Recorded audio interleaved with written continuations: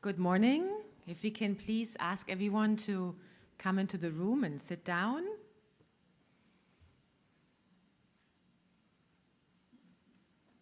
Good, thank you.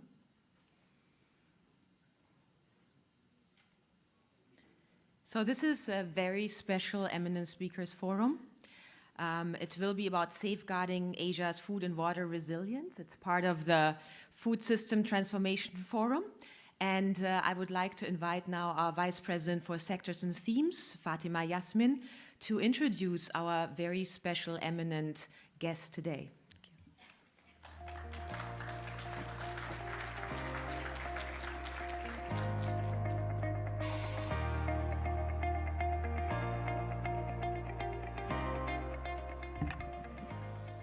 Thank you, Suzanne. His Excellency Prime Minister Tobgay,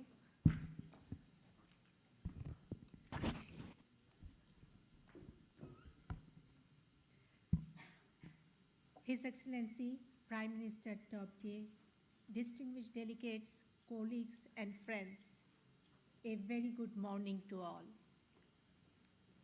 It's my great pleasure to welcome you all to today's Eminent Speakers Forum. The ESF Forum serves as ADB's premier platform for engaging global thought leaders on critical development challenges facing Asia and the Pacific. Today, we are honored to have amongst us an extraordinary leader whose voice carries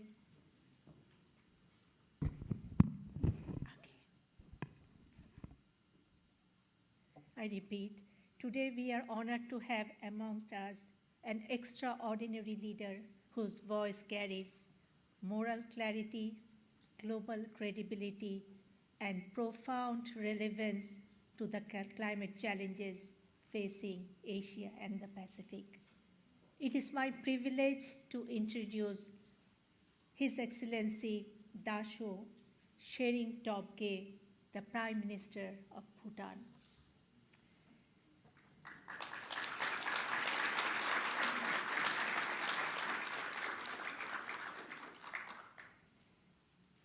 Prime Minister Tobgay brings an extraordinary blend of statesmanship, humility, and transformative thinking.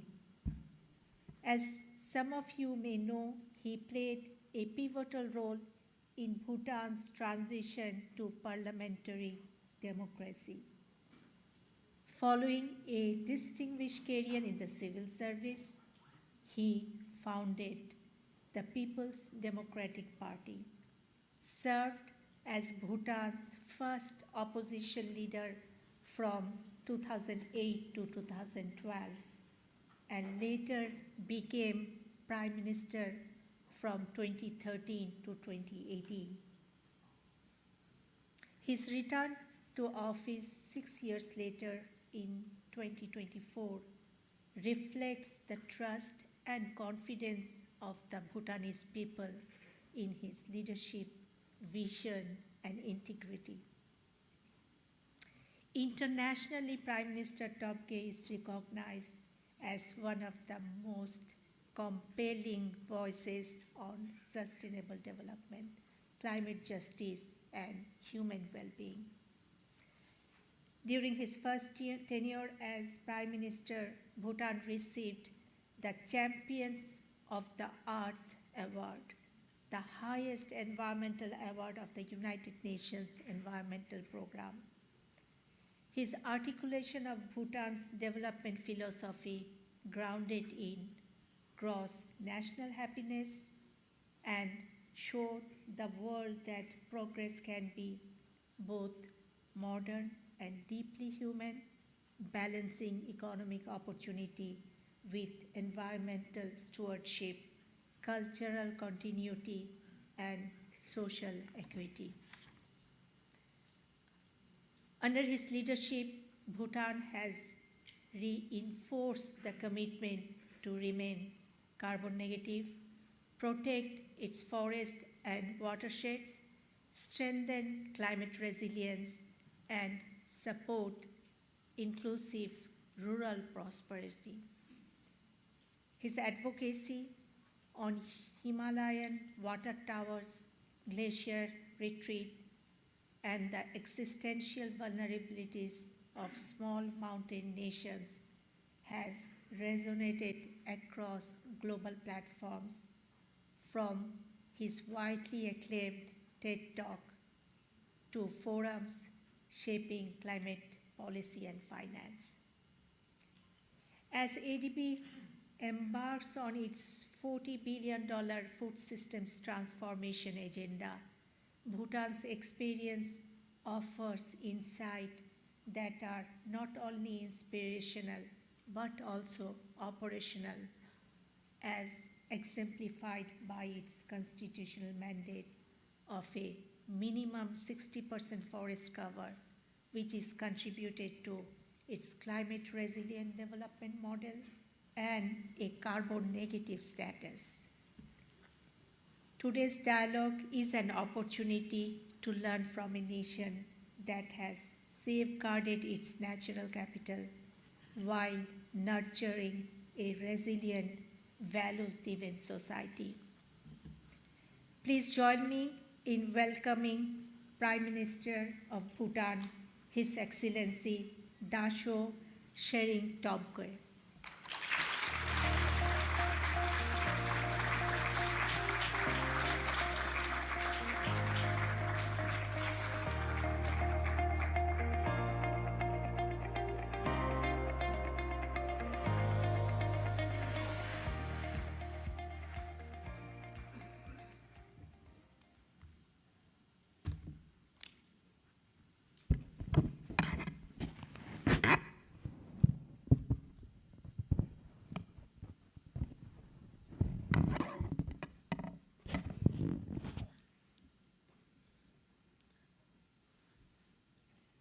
Thank you, Fatima. Only a very small percentage of what you said about me is correct. Indeed, we have succeeded, and succeeded immeasurably, and that is because of the enlightened leadership of His Majesty the King. We have the good fortune of serving under the leadership of our enlightened kings, and we have succeeded, particularly in the areas of climate action and sustainability and conservation. Distinguished guests, ladies and gentlemen, safeguarding Asia's food and water resilience. I want you to think of an image. In Bhutan, high in the Himalayas, we have glaciers, vast rivers of ice that have shaped our mountains for centuries. But today, these glaciers are melting. As they melt, they form lakes, growing, expanding bodies of water, often held back only by loose rock and ice. These dams are beautiful, but these natural dams are fragile. When these dams weaken or collapse, the lakes can burst without warning, releasing massive floods that gush down our valleys with devastating force. Entire villages can be swept away within hours, leaving in their wake grave loss of lives and livelihoods.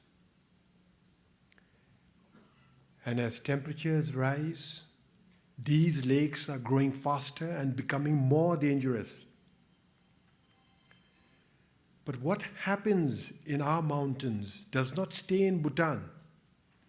That water flows across our borders into the farms, cities, and economies of Asia. A farmer in the plains may never see a glacier, but his harvest depends on it. That is why I say to you today,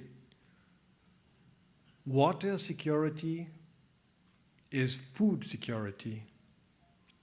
And food security begins not in our markets, but in our mountains.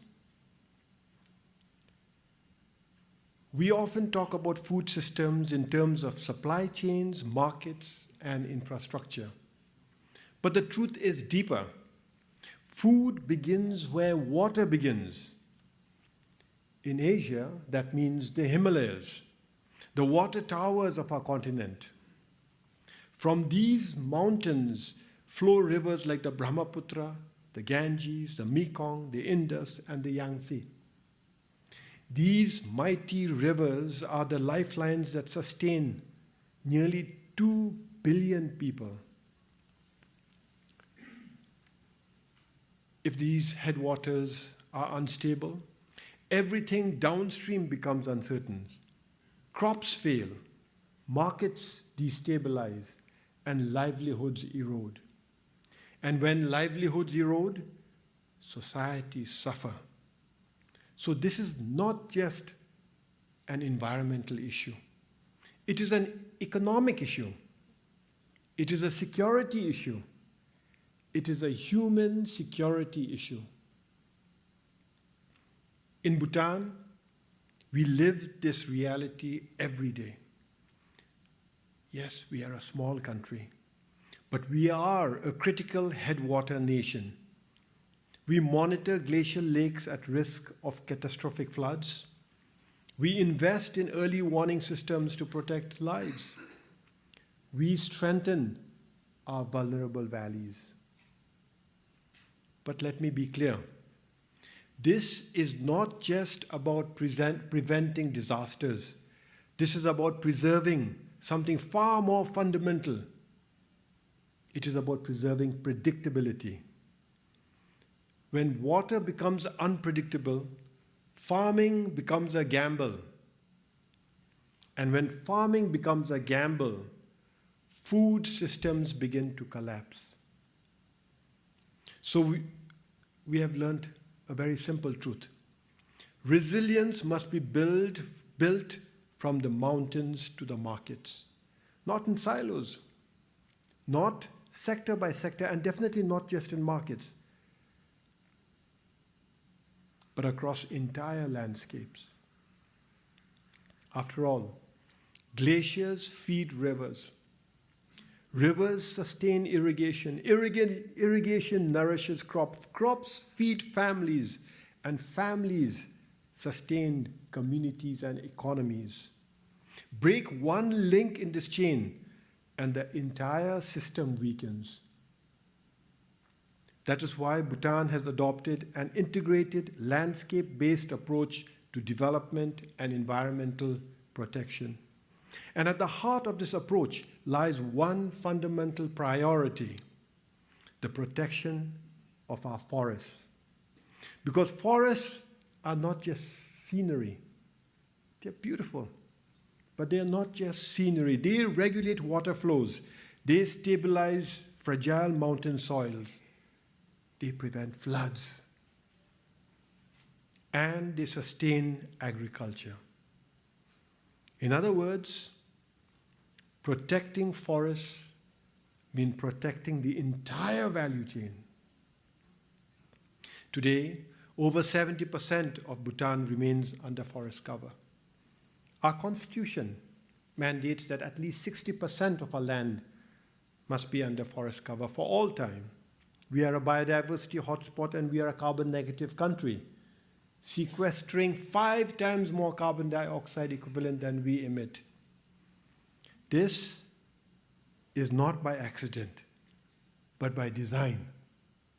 Because we know that if we weaken forests, we weaken agriculture. And if we weaken agriculture, we weaken food security. It is the same approach. It is the same understanding that shapes how we approach farming. In a country where farmers must navigate steep mountain terrain, our country is just nothing but steep mountains and deep valleys.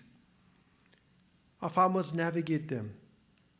They navigate erratic rainfall and changing climate conditions. Agriculture cannot be separated from the health of our ecosystems. So we are compelled to work with nature, not against it. And our track record in working with nature has been good. This is thanks to the support of many of our development partners. International financial institutions like the Asian Development Bank and the World Bank, multilateral agencies under the UN, many of the agencies under the UN, and not least of which, in fact, especially bilateral donor countries. First and foremost, the government of India, government of Japan, government of the EU. We are grateful to each and every one of them. Through community watershed management, people protect their water at their source. Through agroforestry, farmers grow crops and trees together, restoring soil while increasing income. Through climate-smart agriculture, we combine traditional knowledge with modern tools. And through renewable energy, of which we have plenty, we power irrigation and storage sustainably. All this has been possible because of your support and cooperation, and I thank you. The principle is simple. Adaptation is not about replacing nature. It is about aligning with nature. But these ideas alone are not enough. We must translate them into investment, because if we want resilience at scale, we must invest in it at scale. We must finance it at scale. That is why Bhutan has launched the Bhutan Agri-Sustain Fund. This is in partnership with the Food and Agricultural Organization, to whom I'm extremely grateful. So Bhutan has launched the Bhutan Agro-Sustain Fund, an $80 million platform to invest in climate-smart agriculture, natural capital, and rural prosperity. I invite representatives of the donor agencies here to take part in the Bhutan Agro-Sustain Fund. But let me put it simply. This is not aid. This is serious investment. Investment in the systems that feed Asia. Investment in Bhutan's natural capital, the 70% of forests that we talked about. When we speak of natural capital, we are not speaking of abstractions or a metaphor. Natural capital is real capital, and yet for too long we have not treated it as such. We have purposely kept it invisible, purposely ignored the importance of natural capital. The Bhutan Agri-Sustain Fund changes that. It invests not only in productivity, but in resilience. Not only in market, but in ecosystems. And not only in outputs, but in people. Because farmers are not just producers. They are the stewards of our future. And this brings me to a deeper point. Bhutan's development philosophy of gross national happiness. Our development philosophy teaches us something essential about balance.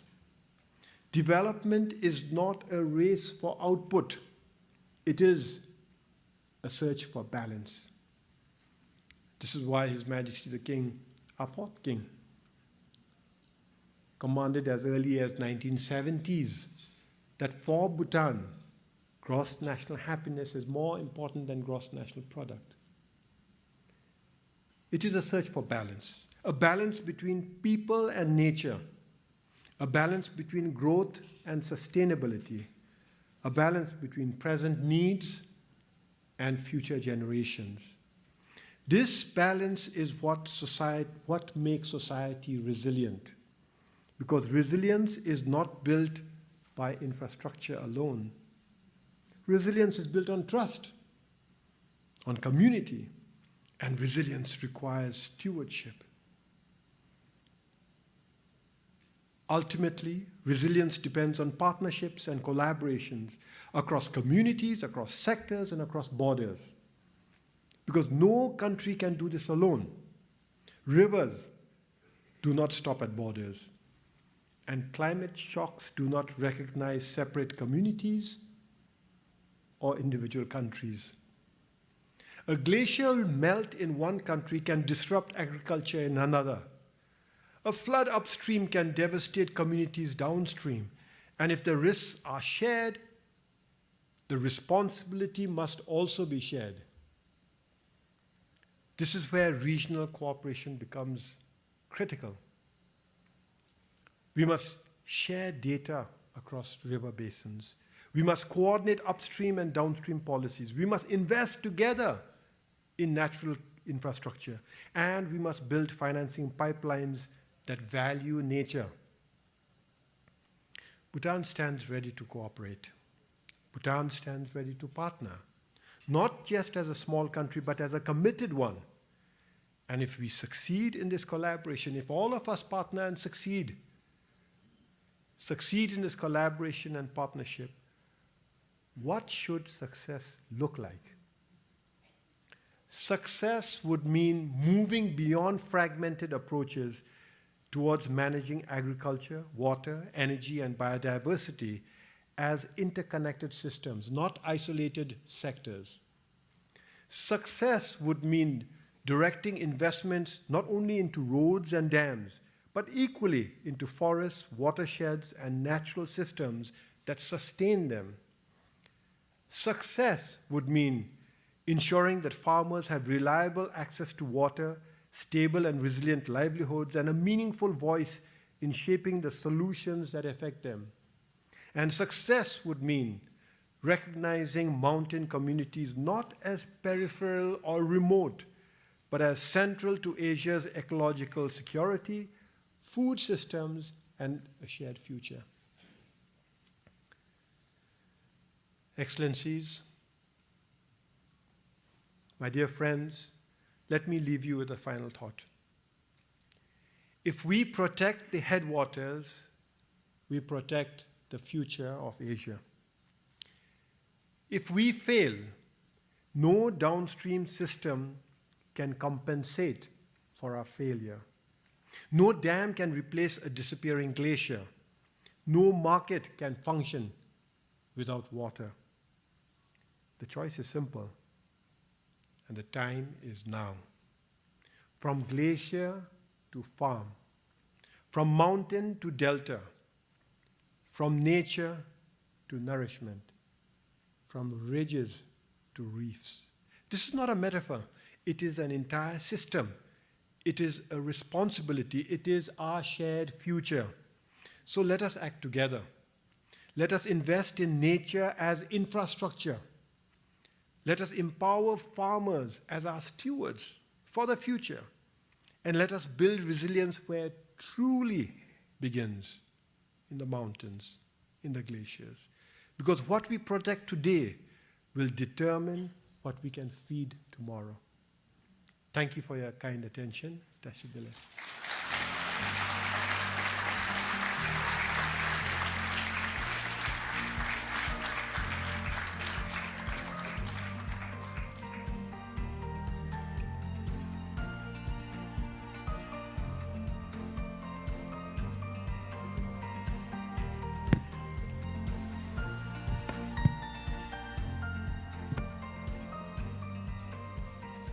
Thank you very much, Honorable Prime Minister Dasho Tshering Tobgay.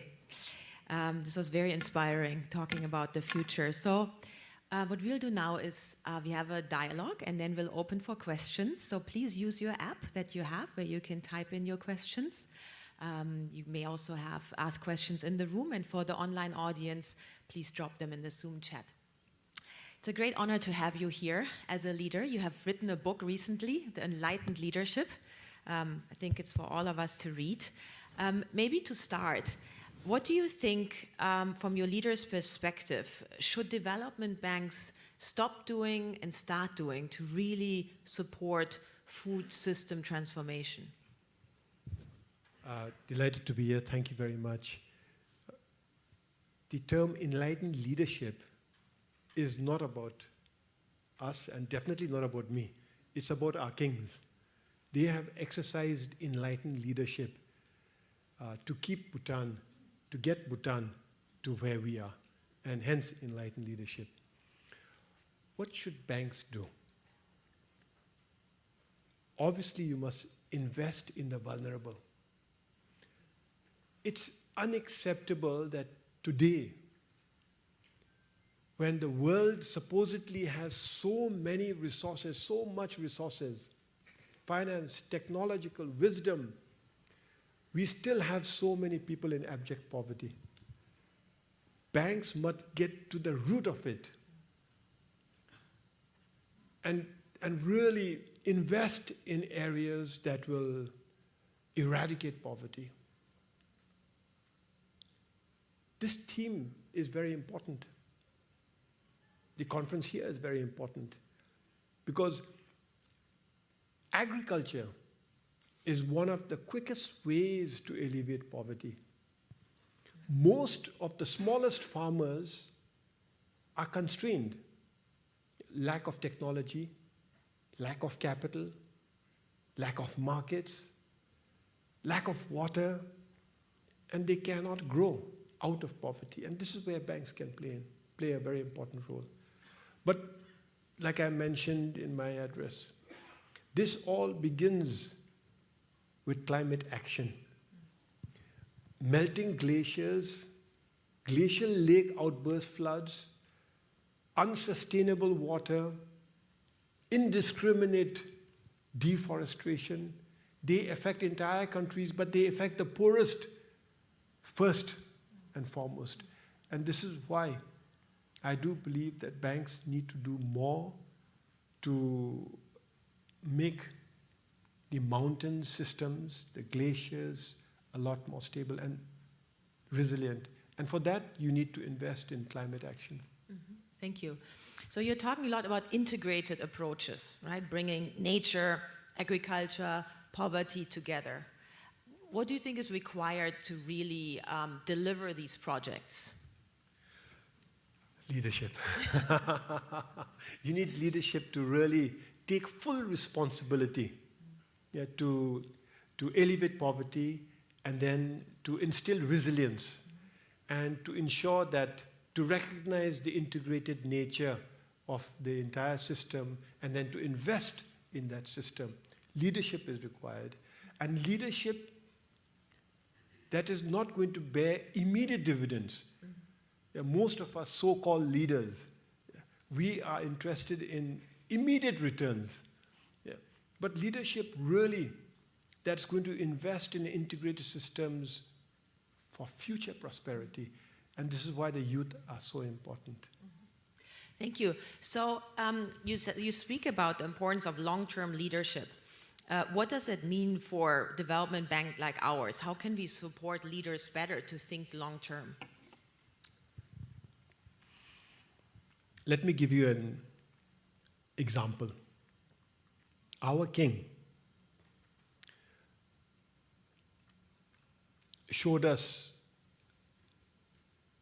took us on a unique development path called gross national happiness. That is about balance. It balances economic growth, which is very important, balances economic growth with social progress, culture, community, culture, environmental conservation, sustainability, and good governance. This has served us well. As a result, we have free education, free healthcare. Every Bhutanese youth has been through the school system. Every Bhutanese child is in school, studying and in a global language. And today, we've reached a point where our youth can get jobs in most other countries. And they are leaving Bhutan because those jobs pay a lot more. And so, what does leadership look like? So His Majesty the King has acknowledged the problem and told the people that we've been so successful that we are victims of our own success. And now we need to address this problem, otherwise our small country, barely 800,000 people, the danger is too many of our people are going to leave the country. And so he has come up with this royal vision of establishing the Gelifu Mindfulness City. The Gelifu Mindfulness City is established as a special administrative region. As a special administrative region, it has its own government, own lawmaking process, own judiciary, own currency, own banks, spread across 2,600 kilometers of pristine forests, of old farms. So this city is being developed on the foundations of sustainability, mindfulness, spirituality, and the ideals of gross national happiness, but it is going to be economically and financially competitive. And the idea is to create a special administrative region. Incidentally, like one country, two systems. But incidentally, so far in the history of the world, no special administrative region has been designed as such. Special administrative regions like Hong Kong are the legacies of colonialism and had to be purposed to fit a certain objective. In our case, it is designed from a blank slate. This special administrative region is a big project. And it is for the future of Bhutan. So when you talk of long-term leadership, in my view, this is what it looks like. A huge undertaking for a small country, for a developing country, yet an undertaking that has to be done. Yeah. It takes courage in leadership to go on a journey which is not going to give immediate results, even midterm results. The results will be enjoyed by our children and their children. And His Majesty the King has outlined the royal vision and works day and night to ensure the success of this project. So that, in my view, looks like long-term leadership that you mentioned. Now to the question of what can banks do? Yeah, especially for the food transformation that is required, right? For this. Banks can recognize the courage it takes to undertake such an important journey and be a part of the journey. Banks, if you are interested, whether it is on food resilience or climate action or sustainable living or private sector competitiveness, all of that is available and much more in the Gelifu Mindfulness City. And I think, well, I met President Kanda this morning and he was very supportive of the idea. Our immediate neighbor, India, with 1.4 billion people, is not only a market, but a market with whom we have a free trade agreement. We've always had a free trade agreement. And not just that, but the leadership, beginning with Prime Minister Narendra Modi ji, has full support for the project. So with the ADB and other banks coming on board, I think we can accelerate success. So talking about this balance that you explained and Bhutan's emphasis on agroecology and the landscape approach, right? How do you explain that to other countries in the region when they say this is too idealistic, it's not really possible, we really have to think about the economic gains, the immediate food security issues? Firstly, the work begins at home. We have to explain to our farmers. We have to explain to ourselves, why can't we cut down trees of thousands of hectares and grow plantations? Why shouldn't we just cut down our trees and use it for heating? Why can't we just cut down our old forests and export the timber to our neighboring countries? The work begins at home, and our leaders, our kings have convinced all of us that forestry and the ecosystem, ecology matters for our survival. Now, when it comes to the rest of the world, I am yet to come across a world leader who will say that that balance is not important. Everybody acknowledges it. The question is whether you're willing to invest in these long-term investments. So that's a different matter. But I think everybody in this room and every world leader will acknowledge that the environment is important for resilient food systems. Thank you. You spoke about the Bhutan Agro Sustain Finance Fund, right? And I mean, ADB recently launched the Glacier Bond as part of the green bonds. How do you see working together with banks, especially on these innovative financing mechanisms to bring money to systemic approaches to transform nature and food systems? Well, this was the only pitch I gave you, the Bhutan Agro Sustain Fund, and I hope some of you will take it seriously. This is the only pitch in my keynote address. Pick that up. I've come all the way to Manila to pitch the idea. So I hope that you will take it seriously. How can the bank be involved? Yeah, be a financing partner. How can any one of you, whether you're in the private sector, corporate sector, working in the banks, multinational, fora, it's very simple. Just invest in the fund, and we will show you a success story. So talk about the fund. We have many guests here from other developing member countries. Is that a recommendation that you give them to set up a transformative, integrated vision and then really put money behind this in a fund, special country funds for food system transformation? Where? Everywhere. So let's begin with Bhutan. Let's pilot it in Bhutan. Let's show everywhere, every country, that this is something that works. But in all seriousness, we need to try out that era, this idea. We need to experiment to make sure that the fund is structured well and that the finance is used for its intended purposes, and that we have proper, since we're in the bank, monitoring and evaluation mechanisms in place, reporting mechanisms in place, and then I think it's easier to sell that idea to other countries. You said trust. We need trust to balance trade-offs, and you're known to speak openly about trade-offs. Yeah. But maybe thank you very much. Let's go to the first question. So we have a question from Zoom, and I invite everyone, please, to drop questions also in the app that you have. So here's a question, Honorable Prime Minister, how can we better promote market development and draw... Hang on. It says, thank you for your talk. Read the whole thing. I was... I think of the valuable time we have. So, yes. This is very valuable. So, in the sense of mindfulness, we should be grateful. So, thank you for your talk. I'm just teasing you. So, the question is about how do we better promote market development and draw greater buy-in within traditional societies?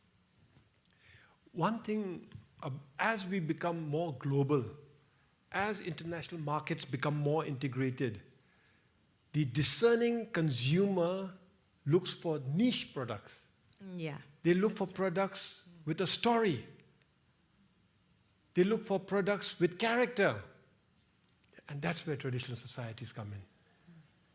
Whether it is an egg from a remote farm, or quinoa, or rice, or any other product, it is traditional societies, and most often small traditional societies, that offer unique stories. And wouldn't you like to eat an egg with a unique story rather than just any egg? Well, I use the lemongrass from Bhutan every day, so so yes, I do.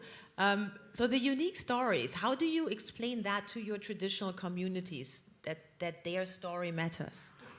Again, that's where leadership comes in. Community leadership comes in. Community leadership is very important.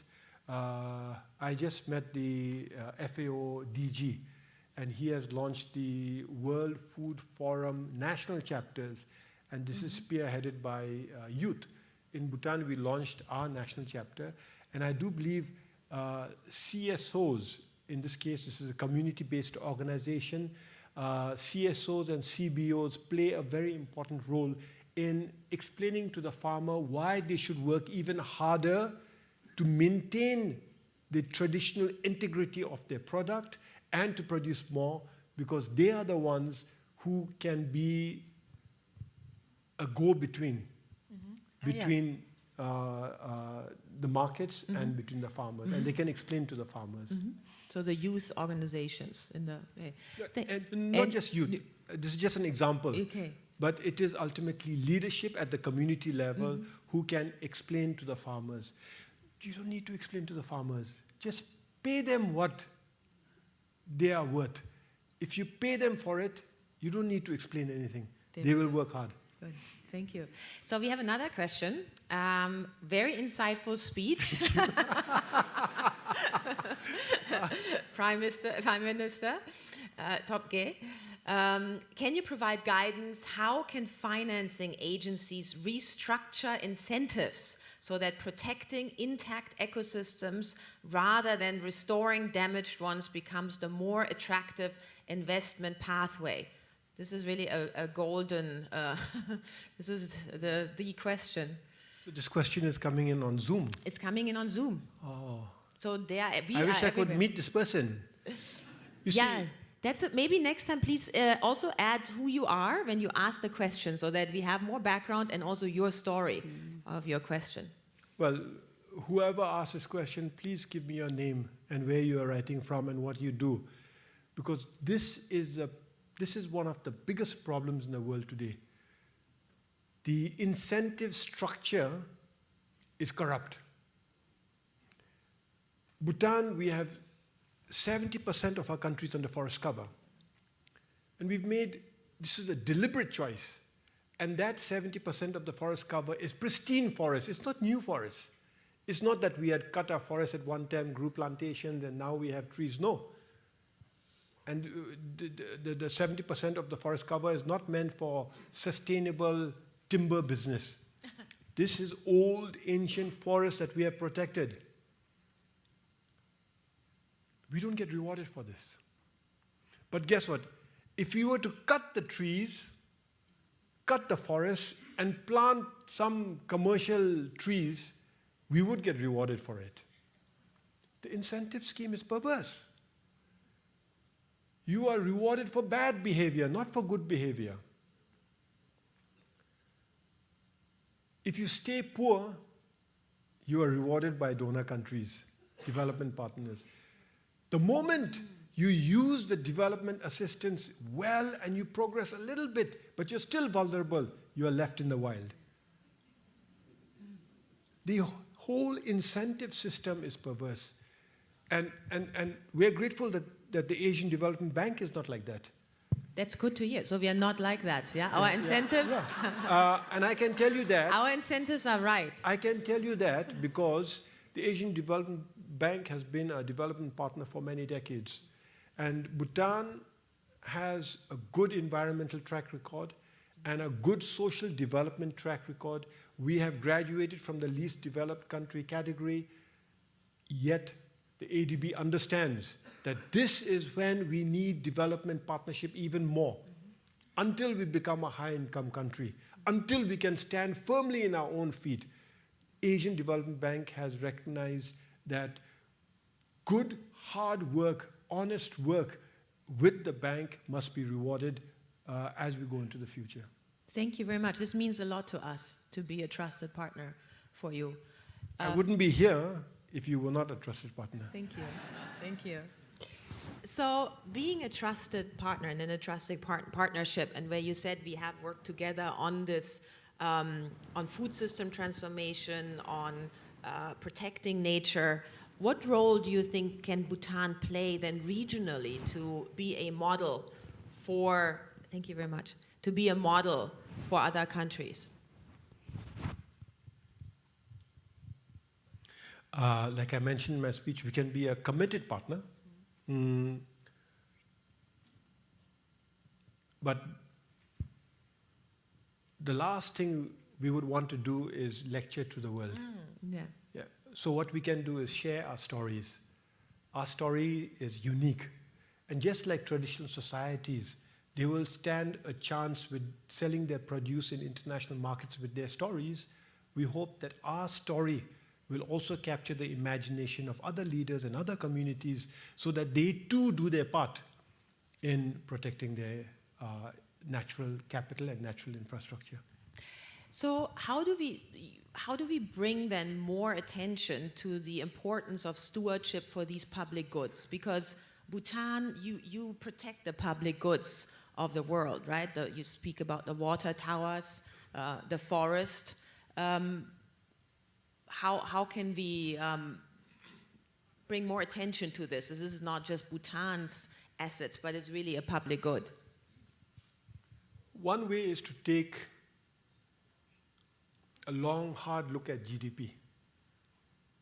And for the economists here to look at which parts of GDP undermine the public good that you're interested in, natural capital. That's one way. It's not been done.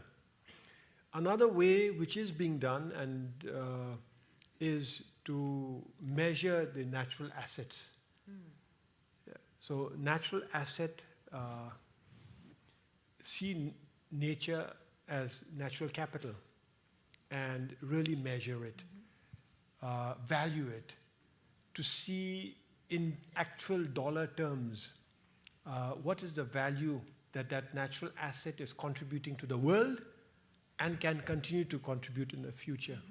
This is being done in Bhutan, and I do believe a few other countries may be doing that. And then back to gross national happiness. We measure a GNH index every 5 years.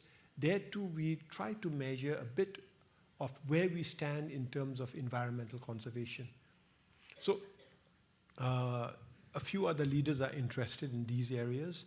So this is where more communities can engage in efforts to take their natural capital more seriously. Bhutan was the first carbon negative country, and like I mentioned, we are heavily negative. We sequester 5 times more than we emit. Panama is carbon negative, Suriname is carbon negative, Guyana is carbon negative, Madagascar is carbon negative. So there are a few other countries. And we formed a coalition called G0. Panama, Suriname, Madagascar, and Bhutan. G0. And the idea is to tell the world that you have a group of countries that are already negative. Because we keep pushing for countries to aspire to be carbon negative and carbon neutral. To aspire. And when a country says, in the next 10 years we are going to be carbon neutral, everybody applauds them. When the country says, forget 10 years, by 2050, which is 25 years down the line, we are going to be carbon neutral, the world applauds these countries. But countries that are already carbon neutral receive no acknowledgement. Forget about incentives. That the earlier question talked about. And so this is a platform to tell the world, look, if you become carbon neutral, you are at least recognized. Even if you don't get any other monetary incentive, at least you are recognized. And to encourage other countries that are approaching carbon neutrality to fast-track their systems, their work, so that they become carbon neutral also. Thank you. I would like to highlight that ADB has also published a report last year on investing in nature with our economists to support actually this, promoting investing in nature and the food system transformation in general, linking environment with nature. How are this knowledge work that the development banks provide? How are they helping governments to invest better, to take systemic approaches, to maybe even integrate certain agencies to work better together? I can't speak for other governments. I can speak for my own. And our experts in the government, they normally summarize the report, give me the important points, and based on the important points, I try to link with our development priorities where our development priorities are and try to look for an immediate match. Oh, yeah. Yeah. And where there is an immediate match, I know that I can leverage on that immediate match to foster partnerships.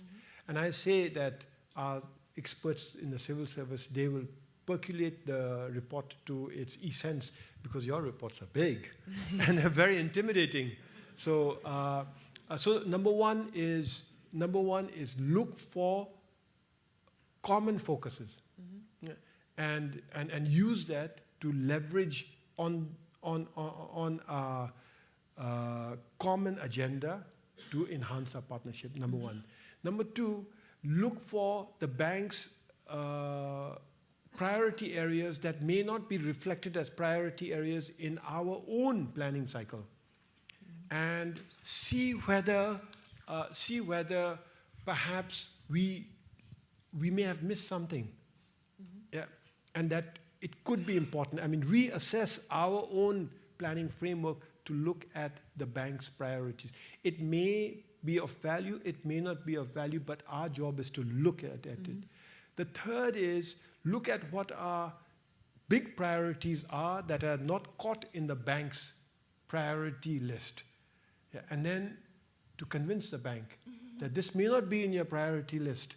This may not be one of your economist's assessments, but we think it's important, so maybe we can work together. Thank you very much. So this was interesting about shared agenda setting. Let's go back to the Zoom question. So this is a question from Manoj Kumar. And his question is, what are your key messages to today's global leaders on being adaptive to a fast-changing world and continue balancing economic growth as well as people's happiness? Well, if you're a leader, this is what you have signed up for. And if you cannot deliver, then you should let somebody else who can deliver do the job. This is a very simple, actually it's very simple. This is why we have leaders, to take on this very important world, to take on this very important work of balancing economic growth and people's happiness. And today, in a fast-changing world, such leaders are required to do a lot more. Yes, thank you. Every leader knows this, so I don't have to say anything about this. Yeah. So, talking about leadership and the trade-offs. So taking a food system transformation approach, right, where you connect upstream, nature, protection, conservation, with, of course, access to markets and technology adoption. What are the trade-offs in such an approach? I don't consider them as trade-offs. They're investments. So in a private company, when you invest in human capital, when you train your employees, you don't consider it as trade-off, right? It's an investment. And similarly in the world, yeah, when we invest in climate action, when we invest in the environment, the resilience of the environment, don't consider it a trade-off. It's an investment for the future.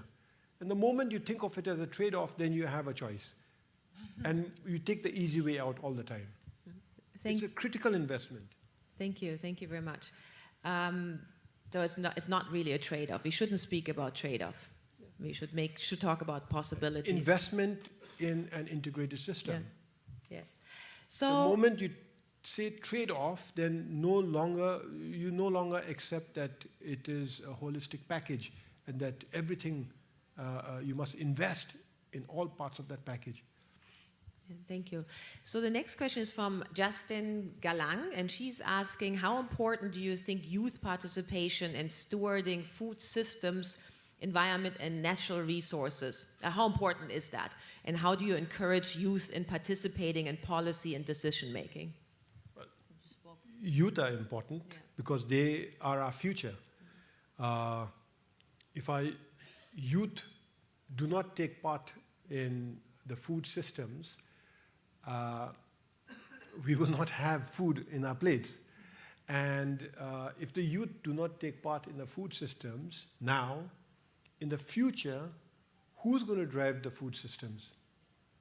AI, for all its brilliance, is not going to cultivate food for us. So that's an interesting discussion, right? How you use technology advancements in the economy, but still ensure the basic needs are actually met in agriculture. So let's see. Do we have another question? Maybe also from. Do we have any from the audience? They're tired. No. Yeah, we should let them go now. Now we should let them go. We have one question. This is our Vice President, HK, for Administrative Corporate Services. If I could please invite you. Can you hear me? Yes. Prime Minister, what an inspirational speech. Thank you so much, and the talk has been excellent. My question is around your gross national happiness, and you talked extensively about balance.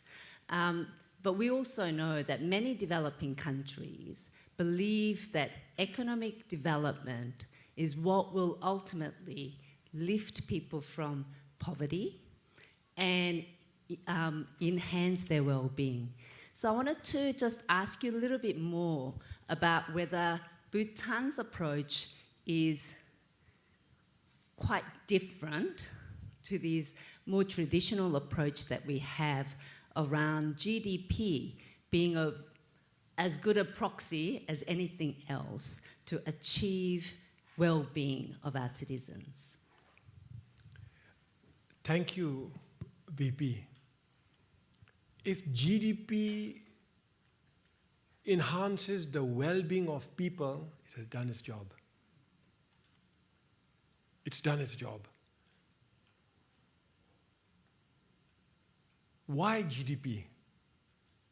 People do not ask that fundamental question often enough. Why are we obsessed with the economy and economic growth and stock markets and the GDP? Why are we obsessed? We do not ask ourselves this question often enough. It must serve a purpose. A big economy by itself, of itself, is of no use if the people do not enjoy well-being and happiness. So if GDP can provide well-being, you're on the right track. But our own experiences, we can get distracted. Now, there is a misunderstanding when we talk of gross national happiness. There's a general misunderstanding that we believe that GDP is not important. No, GDP is important. Economic growth is important. Material growth is important, especially in this day and age.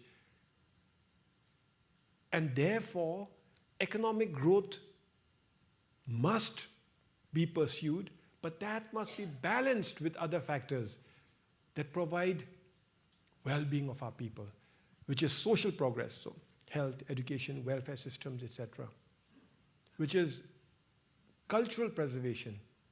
For us as a small country, our culture and our spirituality is very important, which is balancing it with environmental conservation, which we talked about, and balancing it with good governance. And just incidentally, when I say good governance, Bhutan is the only country in history and in the world where democracy had to be actually forced upon us, imposed by our king, not external forces, not through revolution and bloodshed, but the king imposed democracy on us, on a reluctant population. That is GNH. All of this is important for happiness and well-being, or so we believe. Yeah. So now, is GDP important? Is GDP unimportant? No, GDP is important. Yeah. But it must be balanced with the other important parts of what make life, what promotes well-being and happiness of our people. And then back to where I started. If GDP is providing well-being of our people, of any people, they've found a secret sauce, and they should focus on it. Thank you. Thank you very much. So we are coming to an end of the conversation. We have one more question here. I personally think it's a bit too technical and detailed, but You mean it's from the bank? it's from the legal part of the bank, yeah. From See, it's from the Cecile bank. Young. Yeah, let me read it. Let Really inspiring. Thanks, Prime Minister. Okay. At an appropriate juncture of this conversation, could you dive a bit into the fundraising model, investment model, governance structure? And 2, collaboration with private sectors of these aspects. Could you also share details of the legal framework of the fund? Is it different from the prior Bhutan Environmental Trust Fund? Thank you, Cecile. Thank you. They Where's have Cecile? very high expectations on your technical background. So, Cecile, these are very important questions. And I will send the director of the Bhutan Agro Sustain Fund to meet you. Yeah. Not on Zoom, in person. And so we can discuss all of this. This is a joint initiative between ADB and Bhutan. Ministry of Agriculture, sorry, see, I want ADB involved. It's a joint initiative between the Food and Agriculture Organization and Bhutan. The director of Department of Agriculture is here, by the way. Please stand up. Yeah. So this is a director. And he can explain more. But more importantly, I think you can have a trilateral, ADB, FAO, and Bhutan. Since you are interested, Cecile. thank you very much. We can see your background as an administrator in government and your political expertise in navigating the right answer. I don't know. No, you did it very well. Thank you. So we have one more question, please, our director. Last question. This is the last question. Yeah. We need to think of our well-being, right? Yeah. Very last question. Okay. Thank you very much, Prime Minister, and a very welcome to ADB. I'm from the agriculture sector, so I know this Agri-Sustain Fund for last 2 months, and we are just scratching our head how to support. But we definitely going to we're going to support. Yeah. So in order to support, as well as like food system transformation, support Bhutan, my question is role of SOE, state-owned enterprises. As I learn about your economy, I'm learning importance of these state-owned enterprises. And what's your view in terms of role of these state-owned enterprises in food systems? Because it can sometimes crowd out private sector. So how to balance it? And the further question is, what's your view on foreign direct investment? Thank you. Thank you. When you drop your mic, it means you're done speaking. So you said ADB wants to be involved in the Bhutan Agro Sustain Fund. This is a good ending. You should have stopped there. But thank you very much. The role of thank you for your interest in thinking about how to be involved. I'm very, very grateful that you are considering the Bhutan Agro-Sustain Fund as a vehicle to promote climate-resilient agriculture in Bhutan. ADB and Bhutan, we do a lot of work in climate-resilient projects, from infrastructure to agriculture to climate action. So we are very grateful. Now, state-owned enterprises in Bhutan, in agriculture especially, they are there precisely because we don't have enough private players at scale. We have small land holdings and small farmers, but we don't have aggregators. And right now we have 3 main SOEs: the Food Corporation of Bhutan, the Bhutan Livestock Development Corporation, and the Farm Machinery Corporation Limited. So we need them to be involved right now to support the farmers. And where and when there are private sector involvement, especially from our youth, whether individually or collaboratively as a group, these SOEs are required to support them, not as competition, not to see them as competition, but to support them so that they will make the existence of the SOEs redundant. So that is the whole idea. But right now, when we talk about from food systems and markets, it's very difficult for our farmers because we do not have aggregators that the service that our SOEs provide. FDI is going to be essential for technology, for capital, for expertise, for markets. And we welcome FDI. Remember, when I talk about, I didn't go into details. Even when walking here, I saw some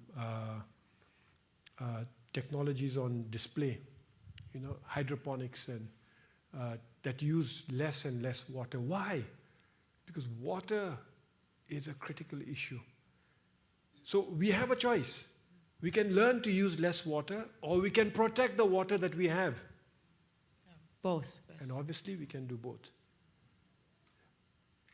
This is my message. Thank you. Thank you very much.